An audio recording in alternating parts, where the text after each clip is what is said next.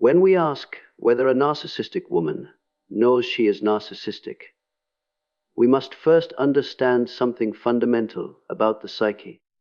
The narcissistic personality is built around a mask, what Jung would call a persona, a carefully constructed identity designed to win admiration and avoid exposure. This mask is not worn casually, it becomes fused with the self. Over time, the performance feels real. The admiration, the superiority, the insistence on being right.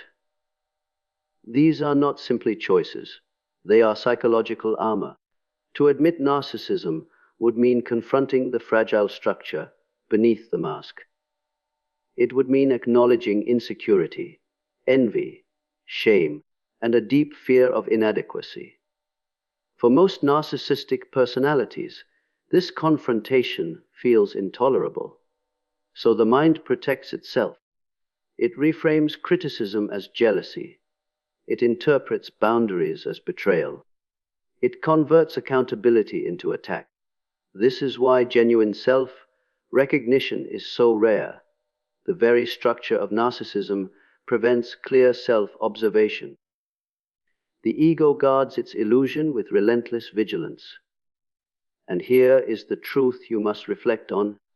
What a person cannot see within themselves will inevitably shape everything they touch. If we go a step deeper, we begin to see that denial in the narcissistic personality is not a simple refusal to admit fault. It is a sophisticated psychological defense system. The mind, when threatened, does not always collapse. It reorganizes reality. Projection becomes a shield. What she cannot tolerate in herself is attributed to others. Blame shifting becomes survival. Responsibility is relocated, so the ego remains untouched. Even gaslighting, disturbing as it is, serves a function. It protects the internal narrative of superiority and innocence. From the outside, this can appear manipulative and calculated, and at times it is. But beneath it lies something more primitive, fear. Fear of being exposed as ordinary. Fear of being unworthy. Fear of losing control. Accountability feels catastrophic because it threatens the very foundation of identity. This is why logical arguments rarely penetrate. You are not confronting behavior alone. You are confronting a defense structure built over years, sometimes decades. And structures built for protection do not surrender easily. So understand this clearly when someone defends themselves at any cost. They are revealing not strength, but the fragility they are desperate to conceal. Now here is where the situation becomes more nuanced. Some narcissistic women are not entirely unaware of their behavior.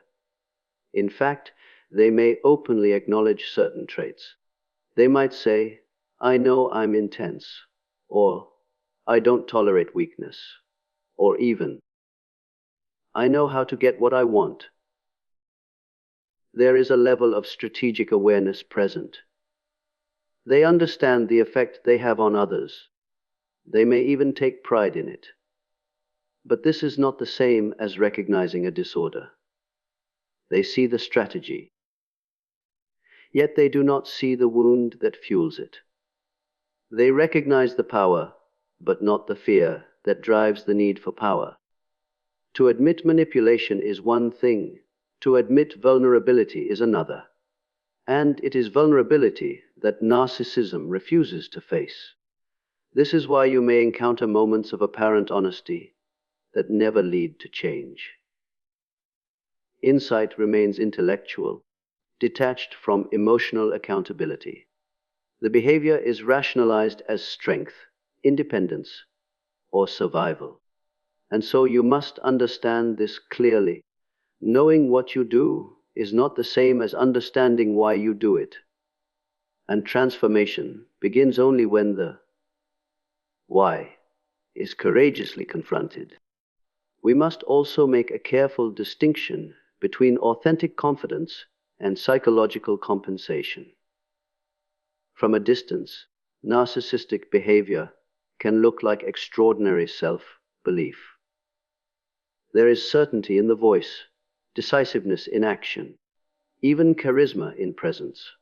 But genuine confidence is calm. It does not need constant validation. It does not collapse under criticism. It does not feed on comparison. Compensation, however, is restless. It requires applause. It demands agreement. It reacts defensively when questioned.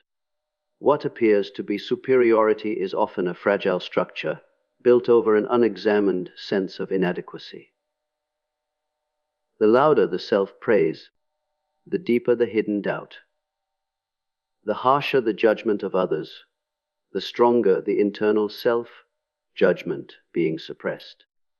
This is why confronting narcissism feels like confronting a paradox. You are not dealing with strength that is too large, but with vulnerability that is too painful to acknowledge. And so the personality inflates itself to avoid implosion. True self-esteem grows from integration, from accepting both light and shadow within oneself, a principle long emphasized by Carl Jung.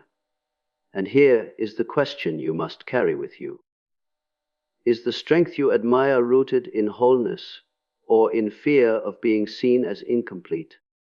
When a narcissistic woman is directly confronted with the possibility of her own narcissism, the reaction itself often becomes the most revealing evidence. Instead of curiosity or reflection, there is frequently immediate resistance. Anger may surface first, sharp, dismissive, even contemptuous. The accusation is reframed as an attack. The focus shifts from the behavior in question to the supposed flaws of the one who dares to question it. In some cases, there is mockery. In others, a sudden shift into victimhood. After everything I've done for you, she might say, transforming confrontation into betrayal. These reactions are not random. They are defensive maneuvers designed to restore psychological control. If the narrative can be rewritten quickly enough, the ego remains intact. Yet occasionally something different happens. A crack appears. There is a moment of silence, a brief collapse of certainty. In that fragile pause, the false self wavers. But without sustained introspection, the defenses return, stronger than before. So observe reactions carefully. When truth provokes rage instead of reflection, you are witnessing a psyche fighting for survival, and growth begins only when defense gives way to honesty. And yet, despite everything we have discussed, we must acknowledge a final and uncomfortable truth. Awakening is possible. Rare, difficult, but possible. It usually does not arise from gentle suggestion or casual feedback. It emerges from rupture, a profound loss, a relationship that finally collapses, a social image that shatters, or a crisis that strips away control. When the strategies stop working, when admiration turns to distance, when manipulation no longer secures attachment, the false self begins to tremble. In such moments, there is an opening. Pain, which was once avoided at all costs, becomes unavoidable. And if that pain is endured rather than projected outward, something extraordinary can happen. The individual may begin to ask not, "Who betrayed me?" but, "What in me contributed to this pattern?" That question marks the beginning of genuine transformation, but this path demands humility. It requires sustained self-examination, often through disciplined inner work or therapy.